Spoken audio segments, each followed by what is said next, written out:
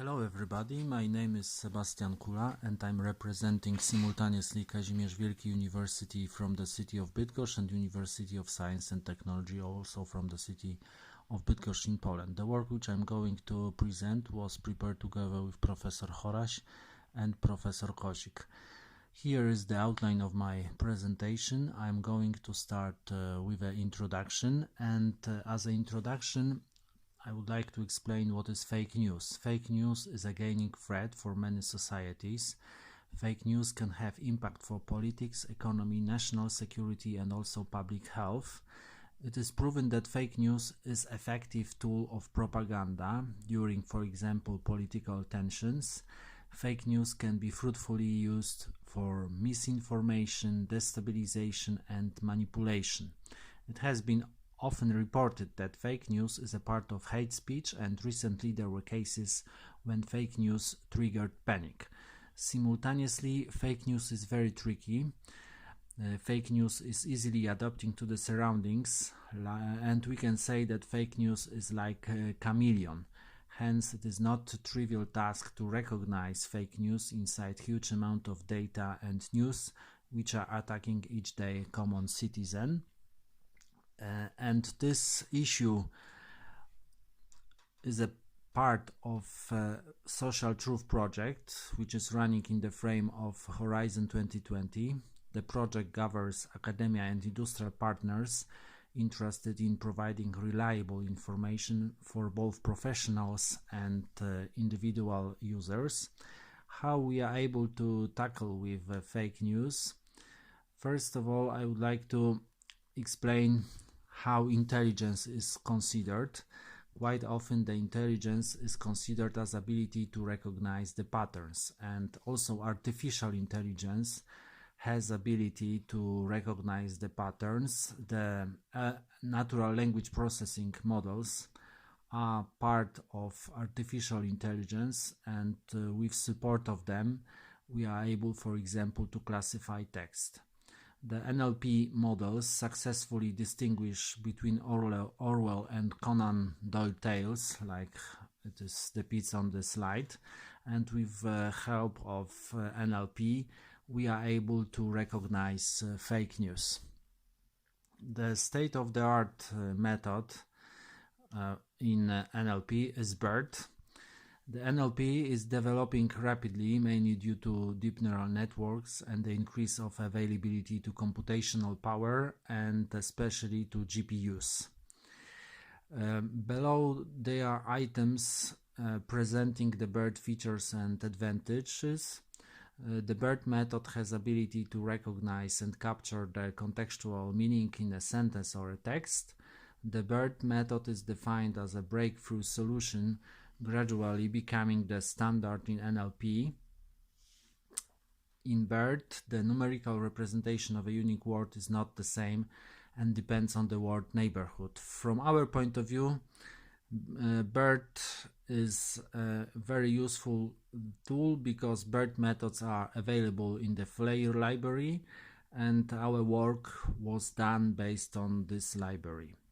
Here is the architecture. This slide depicts the architecture used in the proposed hybrid model. In the architecture, the word embeddings is based on the BERT architecture and the document embeddings on the RNN architecture. On the bottom, as we can see, there are tokens. The next level is the word embeddings. In our case, pre-trained BERT-based word embeddings were used. The BERT is based on transformer encoders, and the results of BERT is simultaneously input for document embeddings. Document embeddings is executed with RNN network support. Based on the output of the RNN of label prediction layer, the predicted label of the document is created. Of course, to train the model we need data sets, and we have used Information Security and Object Technology Research Lab dataset. As it is described here, the dataset contains two files, true and fake. The true part of the database was created based on websites of reliable Reuters news agency, and the fake information was collected from pages marked by polyfacts as unreliable. Before training, we of course need this data set. This slides shows the number of occurrences of city names to determine the nature of the information in geographical terms, and the table presents the 10 most common city names in items.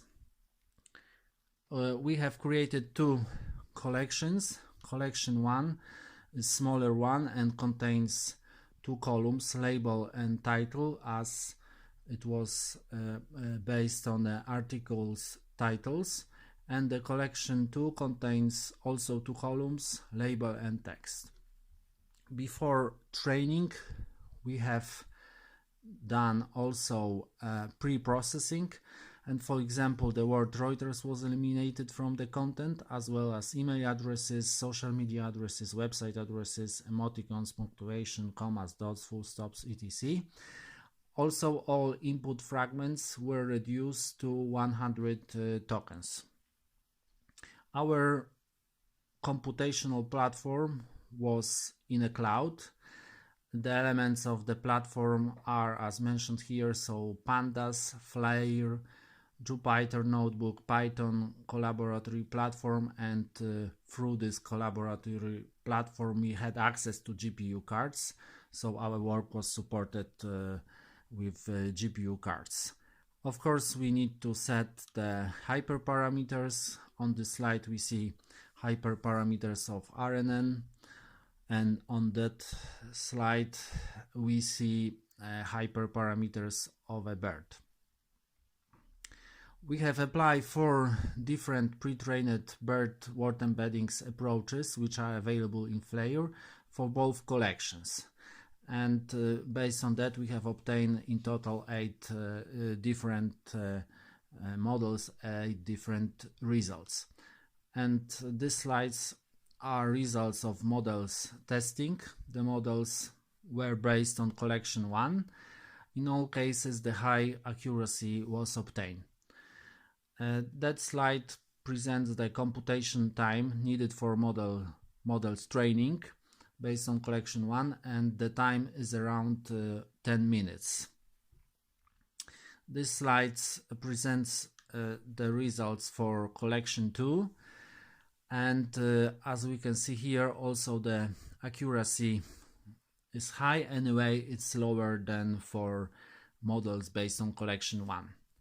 And here are results for computational time. As we can see, this time is around 1 hour. As a conclusion, I would like to highlight following aspects. The work presents procedures to create efficient, reliable models for fake news detection. The BERT and RNN architectures were applied, and procedures were carried out using the remote platform and GPU cards. I would like to thank European Commission for the support, because this work was prepared in the frame of Horizon 2020. Thank you very much for your attention.